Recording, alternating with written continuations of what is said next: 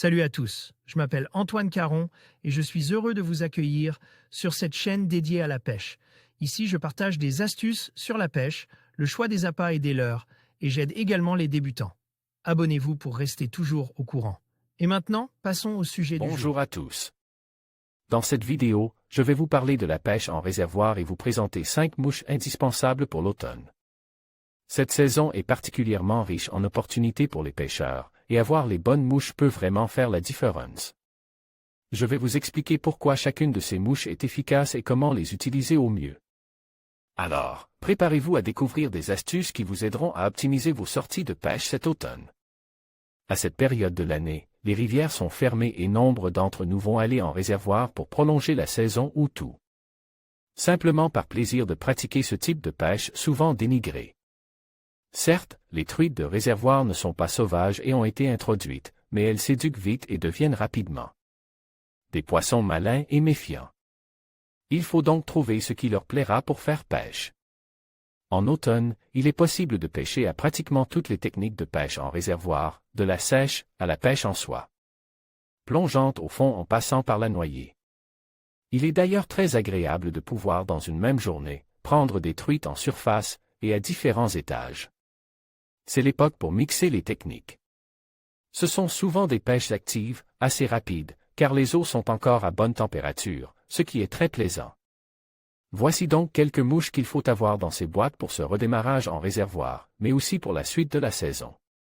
1. La Montana. Cette mouche qui à la base a été inventée pour imiter une larve de plecoptère, imite finalement tout et rien à la fois, ce qui en fait sa force.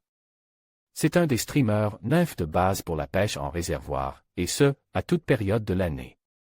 Lorsque l'on ne sait pas trop quoi mettre, la Montana vous permettra de prendre quelques poissons de par ses couleurs et sa forme qui intéresse les truites. Elle peut être montée avec un thorax de différentes couleurs, orange, jaune, vert, et aussi en plusieurs tailles. Parfois une bille en tête lui permet d'avoir une nage plus saccadée et de plonger plus vite. Une mouche que l'on peut utiliser en pointe, avec une nymphe ou un chiro en potence, mais aussi seule. Il faut s'en servir dans la bonne couche d'eau en utilisant la densité de soie adaptée en fonction de l'activité des poissons. Fiche de montage de la mouche Montana hameçon. Camazon B830 taille 8 queues, fibre de plus de poule noire corps, chenille noire. Thorax, chenille fluo chartreuse plus hackle noire tête, soit de montage 2, les worms ap. Les worms ap sont des imitations de vers très longs et fins. Ils en trouvent une part entière dans les boîtes de certains pêcheurs en réservoir depuis quelques années, dont je fais partie. Ils sont tout de même peu employés, mais ils peuvent être d'une efficacité redoutable dans certains réservoirs et à certaines époques de l'année. À l'automne, ils sont souvent très prenants.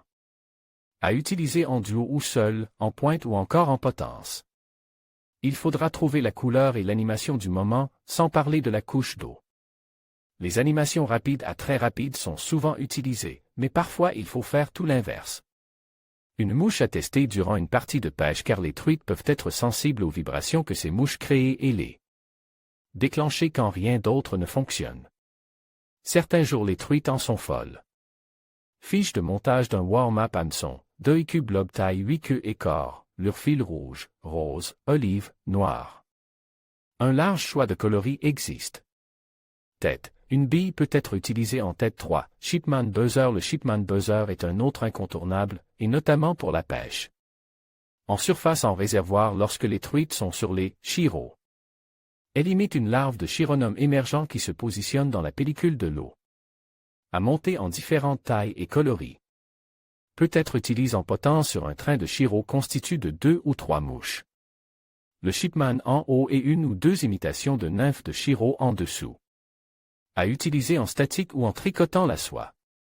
Fiche de montage du Shipman Buzzer hameçon, Camazon B400 taille 12 queues, polyfloss ou en tronc blanc corps, spectra de Bignan. Coloris 46 plus cerclage cristal flash pearl tête, polyfloss ou en tronc blanc 4, nymphes de chironome. Les nymphes de chironome sont largement employées en réservoir, car une fois de plus cet insecte constitue l'alimentation de base des poissons en plan d'eau. Ce modèle me donne de très bons résultats qu'il soit employé en potence au-dessus d'un streamer ou en pointe sur un train de chiro. S'utilise principalement en tricotant la soie ou par petits strips tirés.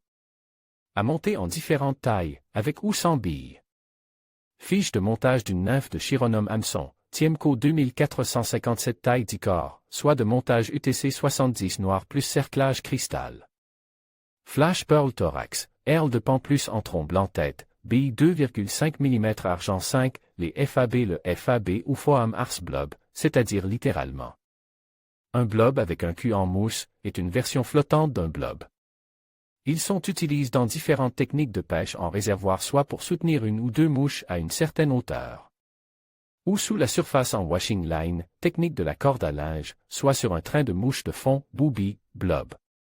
Il peut aussi être utilisé seul ou en duo sur des soies intermédiaires à plongeantes pour agacer les truites. Ils déplacent beaucoup d'eau de par leur forme et la mousse au cul de la mouche. Ils peuvent parfois faire des miracles. Il faudra varier les coloris pour trouver celui du jour. Fiche de montage d'un FAB hameçon, 2 IQ blob taille 8 queues, cylindre de mousse pour lieu de booby coupe-corps, chenille à blob. En conclusion, pour une pêche en réservoir réussie cet automne, il est essentiel d'avoir ces 5 mouches indispensables dans votre boîte. Chacune d'elles a ses spécificités et saura attirer les poissons dans des conditions variées. N'oubliez pas d'adapter votre technique et d'observer les comportements des poissons pour maximiser vos chances de succès.